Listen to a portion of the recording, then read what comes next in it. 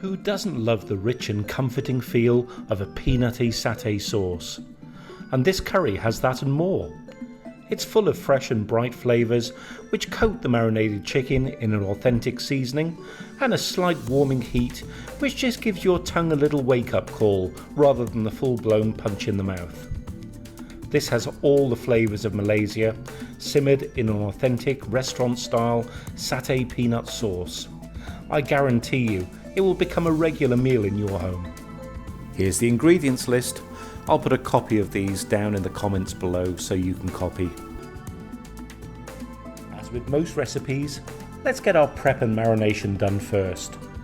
I'm using chicken thighs as they're tastier and far more forgiving when you stew them, so cut these into bite-sized portions.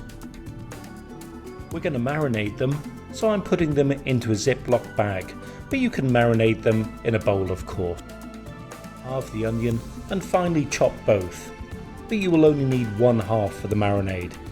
Add it to the chicken. Open your tin of coconut milk and take a few tablespoons of the solidified cream from the top. Add it to the chicken, as this will help distribute the satay marinade. And talking of the marinade spices, let's add these to the chicken and massage them together. We need about 3.5 tablespoons, but if you do have a little left, add that too. No reason the leftovers shouldn't join the party.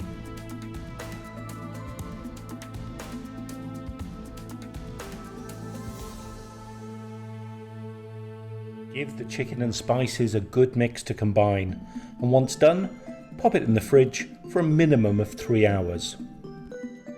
Now back to the rest of our prep. I've got the other half of our onion and the lemongrass stalk. Time to get rid of any anger and angst that you have. Bash the lemongrass stalk with a suitably hard object. This will infuse its fragrance into the sauce without getting stringy bits in there. It's also really cathartic.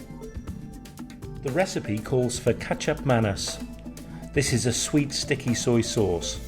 If you have it or live close to an Asian grocer, great. If not, it is easy to make.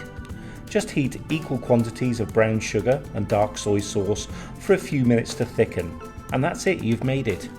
Set it to one side. To be honest, if you want to omit this step, do. It's not a deal breaker and won't affect the flavour much.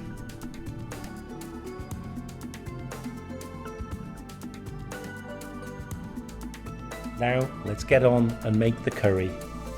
Heat the oil in a large frying pan and add half the chicken to brown the outside. You'll probably need to do 2 batches so as not to overcrowd the pan. We need to brown the outside of the chicken, not to cook it through.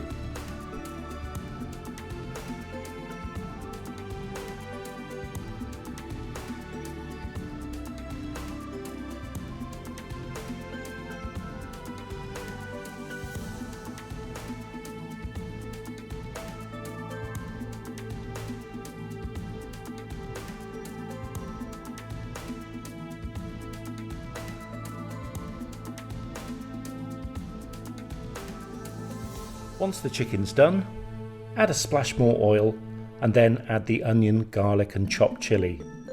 Sauté for a few minutes until the onion is transparent.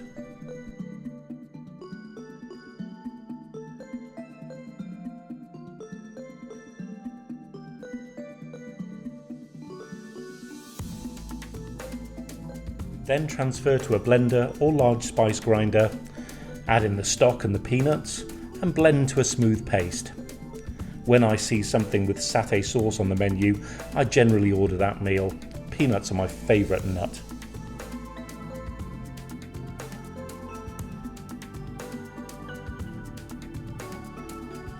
Now we can pour the paste back into the skillet.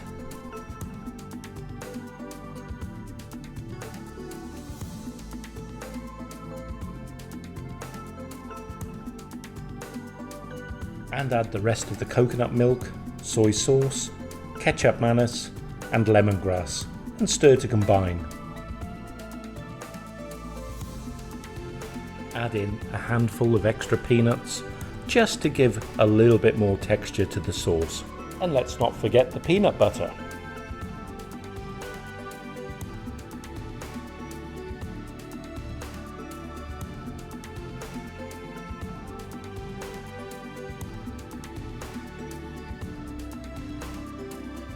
And now these are combined, let's squeeze in the lime.